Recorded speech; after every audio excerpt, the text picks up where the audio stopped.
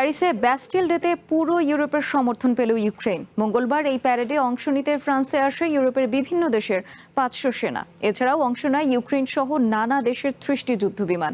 ফ্রান্সের প্রেসিডেন্ট হিসেবে Emmanuel Macron নিজের শেষ ব্যাস্টিল দিবসে প্রায় ৩০ জন বিশ্ব নেতাকে আমন্ত্রণ জানান। বিশাল তোরণের নিচে ঝুলে থাকা ফ্রান্সের জাতীয় পতাকা বাতাসে উঠছিল।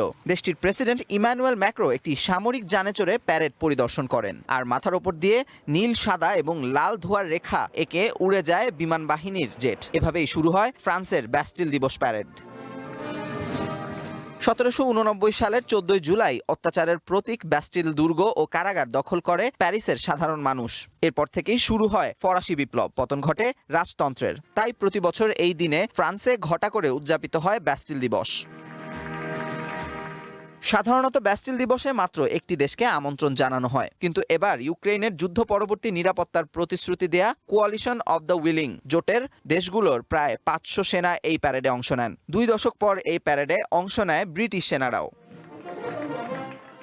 প্যারেডে ইউক্রেনের প্রেসিডেন্ট ভলোদিমির জেলেনস্কিকে অভিবাদন জানান ইউরোপের নেতারা। প্যারিসের বিখ্যাত শাঁজ-এলিজে অ্যাভিনিউতে ইউক্রেনের সেনারা মার্চ করেন।